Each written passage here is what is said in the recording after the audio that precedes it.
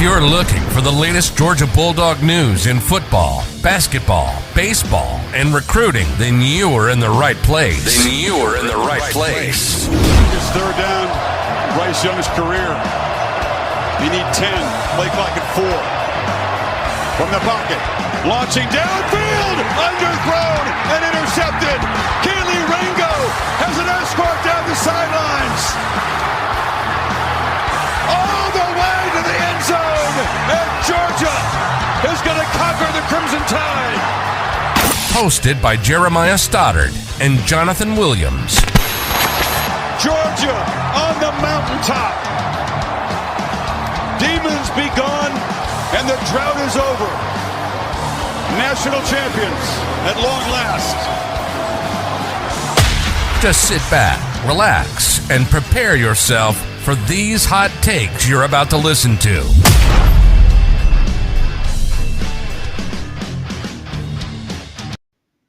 All right, welcome back to another episode of Classic City Sports. As always, Jeremiah Stoddard along with Jonathan Williams. It's going to be a fun show tonight. We figured we found a pretty cool way to finish up all of our off-season talk and everything of that nature, so we can go into the season. Next week will be a episode around Oregon and preparing for that because it'll officially be football season. College football is back.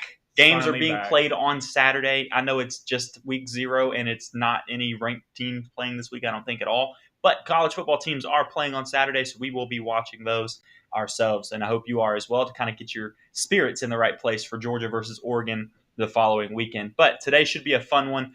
We're going to talk about just some different little things along Georgia's depth chart schedule. Maybe not schedule as much as depth chart and roster outlook and all that kind of stuff there. And then we're going to give some pretty bold predictions of the 2022 football season, not necessarily Georgia related, but just the college football season as a whole. We're going to focus on there. And then King of the Hill has, as we put on social media today, a spicy take to it. There's something we're taking our food takes to a whole new level tonight, and it should be pretty fun. So you're not going to want to miss it. I think Jonathan's dreading Really not looking forward to the King of the Hill. So, but we're making up for last week. Last week we didn't have a King of the Hill segment because we had a full schedule review of the SEC and everything. So this one should be pretty fun to kind of wrap that up in the off season as well. But once again, we'll probably keep that going throughout the season a little bit here and there as well. But Jonathan, let's go ahead and jump straight into it. How are we feeling? Off season starting to wrap up. How are you feeling about this upcoming season in general? And then kind of we'll jump into the outlook of our roster, depth chart, that kind of stuff. I guess the good news so far for Georgia is you've made it pretty much out of fall camp without any significant injuries. And I'll knock on wood right now for the sake of it. But, last year, this was spring, but you lost George Pickens, but then also you lost Darnell Washington and Tyke Smith for a significant amount of time due to some foot injuries that were just nagging injuries throughout the season. Now, you did lose Andrew Paul for the year, probably lost Arian Smith for the year as well. And not a knock to those guys, though, but those aren't guys that were as impactful as, say, a Darnell Washington or what Tyke Smith was probably going to bring to the football team last year as well. So far, so good for the most part. Like I said, I've knocked on wood. So no worries there. Just got to make it another week and a half or so before you match up against Oregon. But other than that, roster's looking pretty solid. Other than that, offense looking real good. You have to feel good about that part. Running back is loaded down. Got a stable of backs. I can just go throughout the entire game. Wide receiver, you kind of have to figure out as the season goes on. Kirby Smart's hit on that. He thinks it's thin, depth-wise, experience-wise, so you got to figure some things out there. And then defense is going to figure itself out too. Defense is going to be okay. Probably, obviously not what it was last year, but it's going to be good as well. There was a lot of talk. Message boards start going a little crazy when injuries happen and stuff like that. And sometimes I try to avoid some of them after an injury or something like that, because you start getting some of the takes that are like dire takes or seriously like concerned things when it's not necessarily justified to be that concerned over that type of injury and everything. Andrew Paul going down was a big injury in general, just because it's freshman coming in. You want him to get that full year. Heard good things about him coming in. Heard good things in spring and in fall camp. Yeah. You've heard good things about him lately, so you're kind of hoping that he gets a chance to absorb everything throughout the whole season, off season, everything. Comes out and he has a pretty serious injury into his knee, so he's out for the year. But that doesn't mean that you should be concerned about the running back room this year in general. Lord, there no. were some I got some stuff sent to me by some other buddies that are in different chats and all that kind of stuff where there was conversations about which wide receiver could potentially go play running back to help out there when Georgia still has 4 scholarship running backs that are healthy and good to go.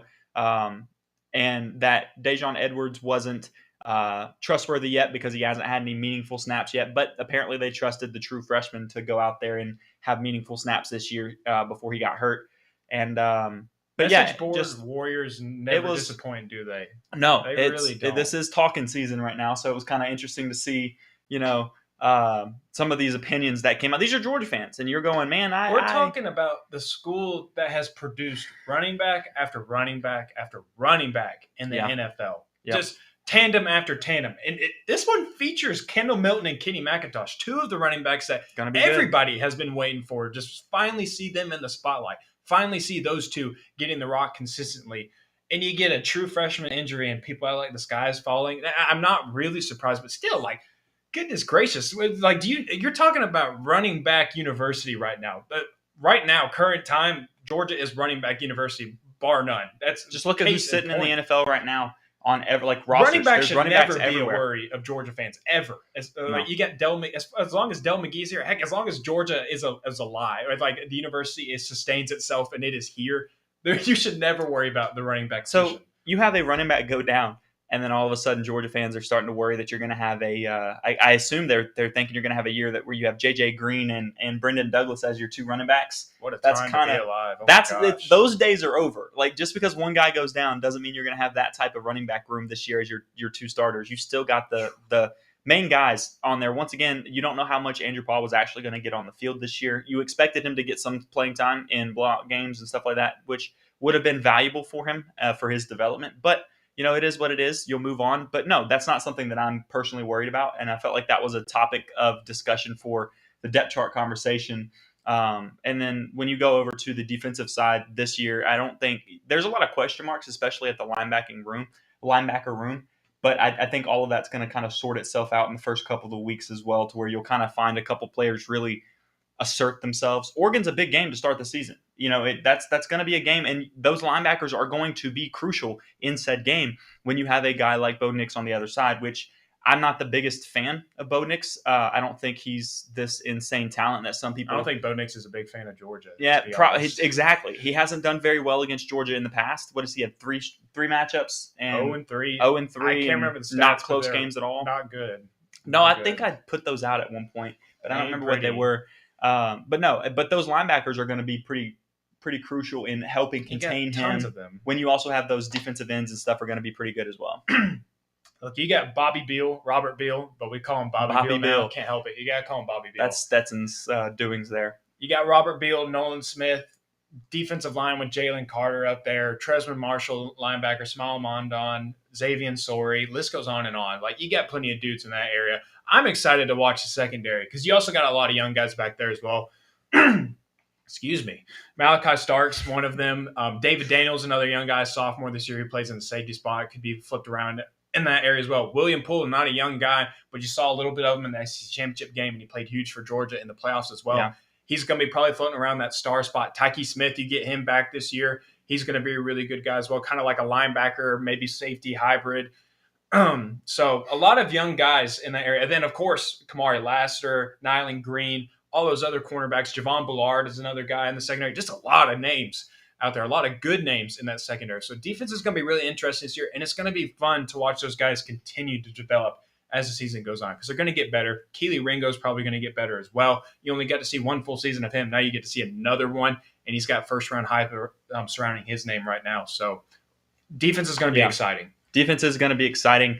And so you were talking today earlier. We were talking about this, just some freshman names that might be having a chance to really kind of show their face this year. And ironically, they're all on the offensive side. And once again, one of them happens. Well, I did offense. Maybe I'll do a defensive one too. Yeah. So this will be the offensive side. So this is specifically on the offensive side. Then I missed that part where you were focusing on that alone. But on the offensive side, going back to that running back room, you got Branson Robinson, who has looked insane so far in spring ball and in the fall camp so far and everything. So you expect him to get on the field a couple times, maybe in meaningful games occasionally. But he is your fourth back when you have Kenny, Milton, and Dejon Edwards all in front of him. Yeah. So it's going to be a little bit of difficulty for him to get on the field in big games, but he's going to have a chance at some point to do something. Think about like those late games where you got like a clutch change of time, pace. crunch time, baby. That's what I like. Those to call late it. in the game moments where you give your other guys a breather, and all of a sudden a guy like him comes out. He's freaking huge. I mean, just going to absolutely mold over people. I don't think this is who Brooks talked about when he said this, but he's described people as this in the past, and that's exactly what he is. He's built like a brick shit house. It's what you see in Branson Robinson. That's what he said about Chubb. Yeah. It's like that's your worst. He's like that. That's your worst nightmare as a defense. It's fourth quarter. You're probably game's probably already out of hand anyways, because when the reserves are coming in, that typically means the game just breaks your will when you have a guy like that. And you got a fresh, juiced up Branson Robinson coming down the hill every single time at you. That's got to be your worst nightmare as a defense. It's just terrifying. Nightmares. I don't want any part of that, so I'm sure nobody else does either. But he's going to be leading the Kirby Death March, as Pope likes to call it in the Discord. I like that. So he'll be leading the Kirby Death March for sure this upcoming season. Yeah, for sure. So once again, I don't think there's a big issue at running back after having a true freshman get hurt. You have another true freshman like him, and then you have your other guys that have been on the roster and ready, waiting for their turn. So we've kind of covered a lot about running backs in past too. I know a couple weeks ago we talked about, how I think the two running backs have a chance of going over 1,000 yards total yards, all-purpose yards. Especially like Kenny a lot of his will probably come in the receiving game because he has done a lot of that already. Yeah, he's done a lot of that already, and now he's going to have a lot more of a role, playing in the offense this year. A lot more of a key role playing in the offense. So we'll expect a lot from them. The next guy you had on that list was at tight end, and it's Oscar Delp. And in that insane room, right, how crowded that room is and how much there is in there that's trying to get on the field and put meaningful snaps out there and stuff, he's going to make it extremely difficult to keep him off the field. Even though you have Gilbert, you have Bowers, and you have Washington in front of him, he's still going to get on the field in meaningful games during meaningful times of those games. Yeah, you're not going to be able to keep him off the field, without a doubt. You saw what he did in the spring game. He looked really good. And that was before he had a whole offseason with Georgia. And now he's getting accustomed to everything. He's finding his groove on the team. And even with Brock Bowers, Darnell Washington, Eric Gilbert in the mix as well. David Pollack called Georgia's tight end room the best in history. Probably the loadest position group you've ever seen in college football history. At any position, it's the most loaded anyone has ever seen when you list off the names that they have there. Oscar Delp is one of them. And Oscar Delp is one of those dudes. He is just different, and he's going to play. He's going to get me. You can't keep a guy like Oscar Delp off the field, even if you have Brock Bowers. But you find a way to get him on the field. You'll find a way to get him touches as well. And he's just another guy that, as the season progresses, you're probably going to start seeing more of him, and you're going to see him worked into the shape of things. And it was G-Day that we all watched, right? But and so it's a scrimmage, it's an inter-squad scrimmage and all that. So it was early on in everybody's career that's coming in, and he was out there making big plays immediately. So he's only been on campus for a couple months at this point, and he's out here making big plays.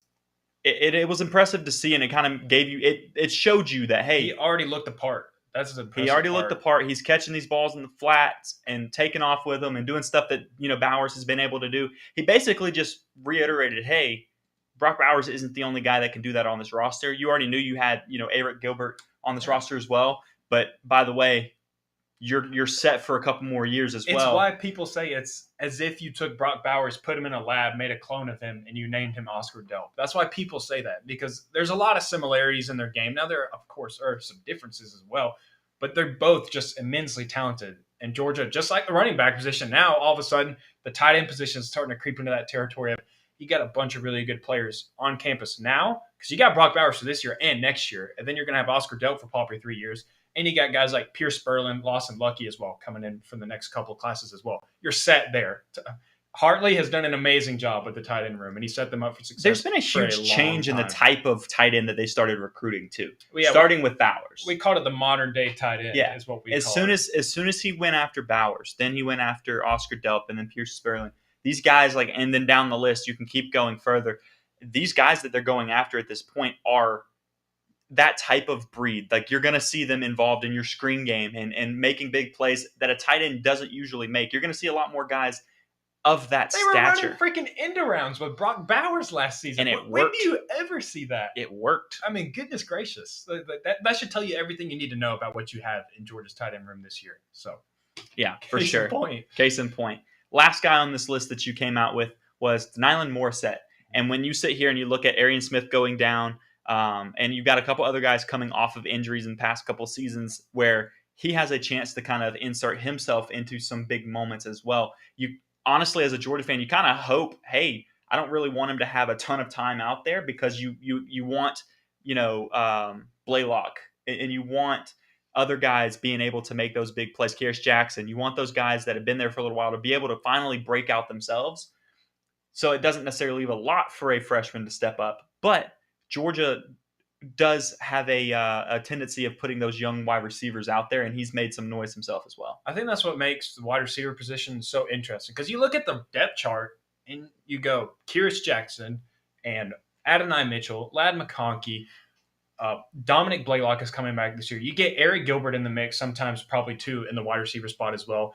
Marcus Rosemi, Jackson Meeks, and then Denylon Morissette. And you're like, well, heck, how do you have any possible way to get Denylon Morissette on the field?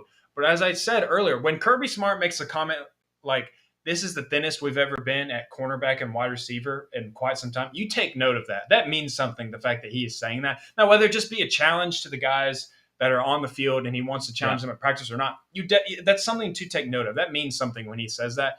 And I just think, especially early on in the season, when you're just kind of figuring things out, putting guys in certain spots, trying to feel where they are, where they should be plugged in, I think that's where a Denylon Morissette gets put on the field and just like, hey, bro, let's see how you look. Let's see what you can do. And you start just filling them in. Just think back last year with Adonai Mitchell. Yeah. Early on in the year, you really didn't see much of him.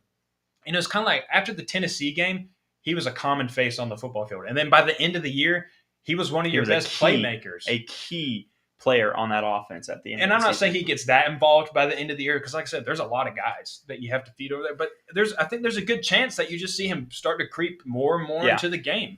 Yeah, and I think it's going to be interesting to see how the offense plays out. We sit here and we make predictions of – we usually do a full offensive yardage leader and stuff like that. I think we've talked about some of that stuff already throughout the offseason. But it's going to be kind of hard to really pinpoint one guy to have a huge season because there are so many. I think your best bet at wide receiver of having somebody, or in the passing game to have somebody go over 1,000 yards this year, is Brock Bowers, in that same role that he played last year, just because it was insane. But at the same time, now you do have a healthy Darnell Washington. You have a healthy and ready to go Eric Gilbert. And then you still have Oscar Delp behind them that you have to be able to spread the ball a little bit more there. Then you have those wide receivers like A.D. Mitchell, Ladd McConkey, Blaylock, and Kearis Jackson. Those guys are all out there begging for the ball and being ready to go as well. So it's going to be really hard to see a wide receiver. I would actually venture to say that you probably don't see a wide receiver break 1,000 yards. No, probably I think it's going to be tough. I think it's going to be very tough for or wide receiver / tight end to actually break 1,000 yards this year, because unless you just expect Stetson to throw for over 4,000 yards. I also just don't think that's Georgia's DNA on offense. I'm not saying it hasn't been, that's for sure. I'm not saying that in the sense of they're not explosive and they can't throw that. They like a guy isn't capable of reaching that point. I just think they don't rely on this one or two guys to carry their receiving corps. They don't do that. They don't do that like Alabama does, where you have your top two guys and that's who you're chunking the ball to 70% of the time. That's not Georgia. That's not what they've done in the past.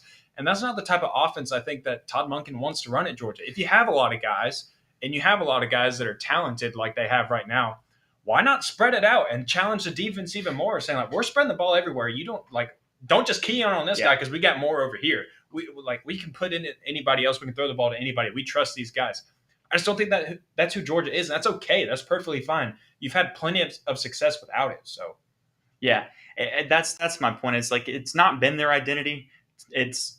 Their identity is changing at Georgia on offense. It has over the past several years with Todd Monken being there, right? They've got more pass heavy in general. They've made bigger plays and a little bit more on the explosive side of things over the last 3 years. Started scoring more points per game, all of that stuff. It's been great to see.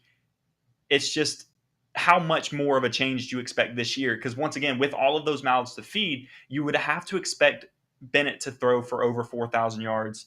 And if he gets to that, I mean, at that point, he really is a Heisman candidate. Like, legitimately, that's not being biased as a Georgia fan or supporter. If he throws for over 4,000 yards and Georgia finds themselves sitting in a playoff scenario or a championship type scenario, he is 100% a Heisman candidate at that point, regardless of what people think. And I don't know that Georgia really throws it that much to get it there, but it's very possible. We talked about your bold prediction for Georgia's staff was to have, or for Georgia's offense, and was to have Stetson break the all-time record for yards. Aaron Murray had around 3,800 total offensive yards for a quarterback. Offensive yards back in 2000. I can't remember the year. And so, yeah, my bold prediction and that was what, 3,600, something like that. That's 3,800, I think. Maybe is it 38? It may be 3,600. But I did predict that. Maybe it was my 38. bold take of the year was that Stetson Bennett would break that record. I'd have to go back and look at the number. Maybe it was 38 and some change. And so maybe you were thinking he gets up to about 39, which at that point he's getting pretty darn close to that 4,000 I think he definitely gets top 3, though, because like Stafford is top 5, and he only has like 3,400 total offensive yards. And Stetson Bennett was 500 yards or so off of that. And I think you add in his running ability, the plays he can make with his legs, and then how many targets he has this year, I think they're going to be really good. And then you pair it up with a really freaking good offensive line. Yeah. Probably the best ever, dare I say, that Kirby Smart has ever had during his time at Georgia. I think that's a very good argument to talk about that offensive line, saying it is one of the best, if not the best, that there's been. I mean, from side to side, it's looking pretty good. And there's some question marks at guard, but I think those are starting to shake out even as then, well. You're still pretty set. There's a good options. There's 2 options at guard from each side kind of thing, and they're both good options. And then when you put that with the other 3 guys that you expect to be your staples, you don't expect to have an issue at offensive line this year at all. Yeah. Harrison, you were saying that the 2018 offensive line you think was better. Maybe all across the board, like starting-wise, but I think like when you start digging into the depth, like when Amarius Mims is your backup tackle, that's pretty dang – that you're in a pretty good spot for that. And like I said, if your worst option at guard right now is Warren Erickson, I get it. Warren Erickson got a lot of hate last year, and sometimes it was warranted. But even then, he's still a pretty solid football player. He can get the job done for you when you need, like when it comes down to it. He's not a horrible option to have. So, but yes, that 2018 offensive line was really good. Those are a lot of good names out there. But again, I mean, Warren McClendon and Broderick Jones at tackle, Cedric Van Pran at center, a dude at center. Yeah. He's going to be a stud. I think it really boils down to how healthy is Tate Ratledge. Tate Ratledge, maybe your right guard, and then I know Devin Willock was a big talk about potentially being your left guard to start the season. And then once again, Warren Erickson has a chance to crack that starting lineup at one of those guard positions as well.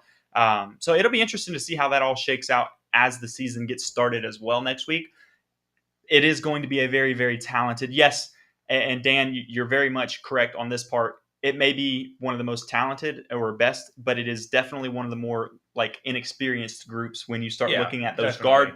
It is when you start looking at those guard positions and stuff. Although to that argument though, Warren McClendon started every game last year, pretty much, right? Yeah. Broderick Jones started playing late last year. Well. He started playing late last year, and then he came in the national championship game and showed you that he was a stud. Cedric Van Pran started every game last year. 15. All 15 games. He actually played the most snaps on the entire football team last year. Yeah. So there's a lot of experience there. If Devin Willock starts at guard, then he's not very experienced. He hasn't played at all, really. And then you've got, Broderick Jones is going to be your least experienced guy outside of that, but he still started some last year, and he played in the national championship game and locked it down. Had to play against Will Anderson. So I think you're pretty confident in his ability at that point. They're going to be good. So there's a ton of talent, absolutely unreal amount of talent of it. But I think that's a pretty good outlook on the roster stuff so far of what we're looking at. This is going into next week is game day, not this Saturday, but next week is officially game day for Georgia, and they're poised to make another run. I'm not saying they're a national championship team right this second. I'm saying that their regular season schedule gives you a perfect scenario to put you back in an undefeated SEC championship game matchup.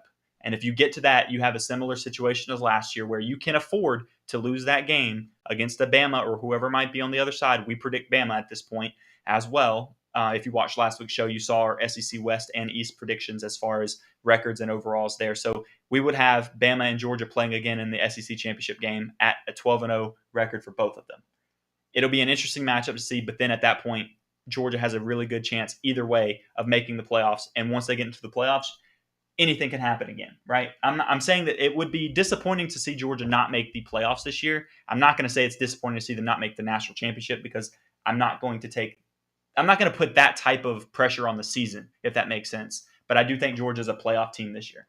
Yeah, I wouldn't say it's natty or bust, but I would No. label them as a national championship team right now. I think it's fair as far as playing in the game. I would label them as I have no issue with doing that just because they bring back a lot of offensive production and defense continues to prove. It doesn't matter how much they lose. I think J Group was the one that pointed out they lost more production in years past than they did this past season, and they turned out just fine. They actually improved, I think, after that past season. So I'm completely fine labeling it that. Yeah, and for Harrison, for your question on there, for me to say, like, as far as being a national championship winning team or just making the championship game, I think the odds of I would label them as a potential national championship game contender for sure. That to me, they're a lock for the playoff type scenario already.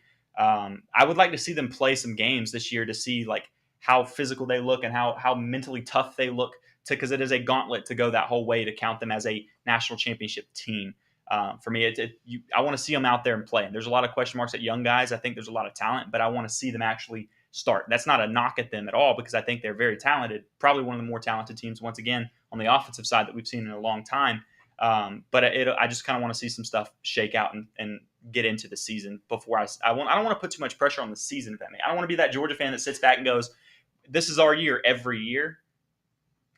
I think it's a good chance Isn't this that year. the Georgia motto? This is the year. Yeah, until this past year, I guess, but because it actually was the year. But yeah, well, while we're on the topic of championship type teams and everything like that, let's get into our next segment, and that is the boldest predictions for the 2022 season as well. And I'm going to let you start on this because we talked about it before the show. And guess what, guys? Once again, we kind of had similar thought processes here. And then we made some adjustments before the show to kind of give a little bit of variety. But I'm going to kick it over to you to start. Yeah. And first off, I'm going to say this. I hate when people say we're doing bold predictions and then just give out some boring, like, oh, okay. That's not surprising at all to say, like, oh, I think Texas A&M is going to win 11 games this year. Like, all right, is that really a bold take? Like, it's not a bold take. It's kind of likely. But my bold take for this season, my boldest take is that the Big Ten is going to get left out of the college football playoff this year. And the reason why is because, in my opinion, my other take that I was going to roll with, it was that Utah is going to be a playoff team this year. I was going to say the Utes are going to make it all the way to the college football playoff this year. They're going to run the Pac-12 over there and slip themselves into the college football playoff, which then means that Ohio State or Michigan is going to get left out. I'm just going to say Ohio State just because of my belief. I don't know that Michigan's going to have the same type of year that they did last year. But Ohio State's got some pretty tough games on their schedule. Michigan State, you don't know how they're going to look, but Mel Tucker's done a pretty good job building up that program, and we'll just have to see if he can maintain success over there. Yeah. And then, of course, you end with Michigan State and just some other, Iowa and Wisconsin, other games like that they have to go through this season. You just never know with the Big Ten. It's just like those games are so hard to predict because they're so funky to watch. They're very different. Like if you watch an SEC game, and then you go watch Big Ten football, it's like a different breed of football. It's not the same. Like in my opinion, I always say the players just look slower. In my opinion, like especially on the defensive side, you don't like the linebackers don't fly like they do in the SEC. But yeah, that's my bold take is that Ohio State or the Big Ten in general is going to get left out of the playoff again this year. Yeah, and with that, so kind of going into what we talked about earlier, and what you just hinted at is the other possibility for you was Utah making the the playoff as well. So if you're saying that the Big Ten is being left out, your thought process is that maybe a Utah gets to go in, and obviously a ACC team at that point would have to make it as well. Because I think once again in the scenario we talked about based on just our season predictions in general, it would put Georgia and Alabama in the playoffs again. Yeah, it would. I'd say that's a safe that leaves bet two right spots. now. That leaves two open spots, and so that gives you an ACC team. Is there an ACC team you think has the best shot out of that? I haven't seen a lot of stuff about Miami recently. Even NC State. I like NC State better than Miami. This is what I'll say. I won't give you a specific team just because, again, I don't know what Clemson is going to look like after last season. Yeah. If they can get themselves back into that national name that they were. But between Miami, NC State, and Clemson, I think one of those three is going to make the playoff for sure. I think there's a legitimate chance that one of those three makes it. So I think you'll probably get two SEC teams being Georgia and Alabama, an ACC team, and a Pac-12 team being Utah. Is what I'm going to say That's right what now. you're going with. Yep. So I would say my bold prediction on this was not necessarily like specifically Utah, but it was that a Pac-12 team will make it into the playoffs, the college football playoffs, for the first time since 2016 when Washington was there. Washington was there in Jake 2016. Browning, is that his name? Was a quarterback, Yeah. I believe. It was. I can't believe you remember the quarterback's name, but that's pretty Look good. at me. Yeah, look at you go. But I expect one of the Pac-12 teams to actually make it out this year. And no, I'm not going to be the one that says it's going to be USC, because actually USC is not the one that I think is going to do that. Sorry, Jay Griff. I know you were pretty big on them at one point this off season. But I don't expect it to be USC. I think it will be either Utah, or maybe you get to see Oregon slip through on there, because Oregon has to play Utah, but they don't really have any other. The other biggest game on their schedule is BYU. And I don't think that, if they are competitive against Georgia, then they'll have a really good chance to go the rest of the way. I don't think they're going to beat Georgia by any means. I really don't. But they could be competitive in that game. And then maybe they're set up to have a pretty good run. Like I said, BYU and then Utah would be the teams they have to play. Utah has a little bit tougher of a schedule because they do have to play Oregon and USC before they get to have that chance. And they got to go to the Swamp, which I know do we have to said go to that the Utah Swamp. would win last week, but I still think they it's a tough win. game. Yeah, I stand by that. I think that Utah wins in the Swamp in week 1. And but yeah, I think that's going to be an interesting one. So potentially, what you could see is Utah and Oregon playing. They go head to head later in the season. That could decide a lot in that aspect of things. Say Oregon loses the first game of the season, but is undefeated up to that point, that other game, and Utah's still undefeated. If Oregon were to somehow win that game, at that point, if they were to win that game, then you would probably see those two teams at the Pac-12 championship again, because it is a top 2 teams, not a conference side of things. So it's the best 2 teams from the conference that play for the championship. And at that point, you would assume it would be those 2 teams again. And that game would be every bit of important. It would be a 1 loss at that point. Whoever goes through, it'd be a 1 loss versus 1 loss in that game. And whoever wins would be a 1 loss Pac-12 champion, who I think would make it into the college football playoff at that point. Man, if Dan Lanning makes a playoff year That'd be 1, insane. He better go open up another bank account, because that contract he would get after that. Because we saw what Mel Tucker got after 1 year with Michigan State. And he didn't even make the playoffs. No, he didn't. It was a 10-win season. I think Oregon can go out there and win 10 games. I do. I don't know. I think they can. It'll make things very interesting at the end of the year if that's the case. I'd almost say that's more of a bold take than your other take is, honestly. I think Oregon can that's go a lot to do. That's a lot to games. accomplish as a first-year head coach. It is, but I think Oregon can go out there and win 10 games. Stoddard shoving all his chips in on Dan Lanning right now in his first year. I don't know. Wow. I don't know if I could buy in on that. I don't think I want anything to do with that. I'll stick with my Utes. What did you say when we started this segment? If you're going to call it bold takes, it better be a bold take. That's why I said it's a bold take. I'm making a bold take. I'm just saying, I don't know if I'm hopping in on that wagon with you. I think you're riding solo down that hill. And that's all right. You might crash and burn and get some road rash, buddy. That's all I'm going to say. My original take is that there is a Pac-12 team in there. So at that point, if it were to be Utah, since they're the high-ranked team and stuff on there, right? So then you've got Utah. I think it's maybe UNC or not UNC, maybe North Carolina State out of the ACC, and then the 2 SEC teams. NC State's got a good defense, and I think they returned a heavy amount of production from last year from that squad. So they got a really good defense. I don't know too much about the offensive side of the ball, but I think they're going to be pretty solid. And, yeah, like I said, between Miami, NC State, and Clemson, one of those 3 teams are probably going to get into the playoff, if I had to guess, just because the rest of the ACC is not looking I'm not buying in on good. Miami right now. I'm not either, but I'm just saying, like, between those right 3, I'd list those 3 as potential candidates out of that conference right now to have a shot at it. And I think between those 3, you could say that one of those 3 is going to get into the playoff. That's just what I'm saying, man. I'm pausing for a second. Huh? I'm pausing for a second because I feel like this is a good moment for us to transition to the next segment here. I don't want to. I think I might leave. I think I might leave. This one's gonna be fun, guys. No, it's not. It's gonna be interesting. It might be fun for y'all. It's not gonna be fun for us. So the King of the Hill segment. This one is kind of on me. Usually he comes up with the King of the Hill segments. The segment, as far as what we're going to talk about, is going to be, best tailgate foods or best, game watching foods and stuff like that. But what puts the twist on this is what we're going to do to get into the segment. And I don't know if y'all have heard of it or not, but there's a challenge out there. Dan, yeah, we're burning just waiting too.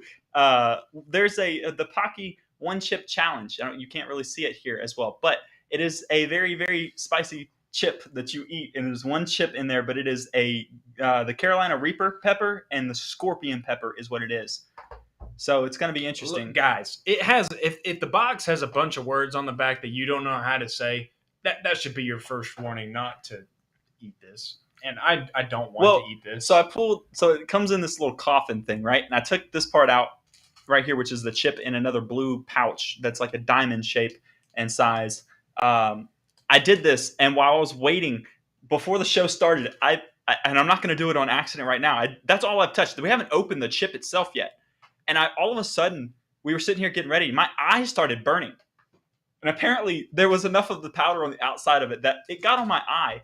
And that was not a fun 10 minutes or so before the show started to get going. But, Jonathan. Guys, listen to what this says. Chip was created for the shocking pleasure of intense heat and pain. Pleasure of intense heat and pain. Those things do not go hand in hand. This is horrible. I regret ever giving him the privilege of deciding what we do for King of the Hill. You agreed on it. Stodder's rights will be revoked from this segment for the foreseeable future after this. My hands are sweating right now because I do not want to do this at all. But I guess we're going in, and so we're going to try and attempt to do King of the Hill after. Yeah, that's the point. The whole thing is you're going to eat this, and then we're going to try to do King of the Hill afterwards. So this should be fun. Yeah, I'm starting to sweat just doing it. You ready? Oh, God. Guys, look at the color of this. It's supposed to turn your tongue blue. Look at that. That is not normal. Is that your whole chip? Yeah. No, it's not, but I don't know if I'm trying to cheat. No, it broke. It broke. I can't get it out. I don't want to touch anything else.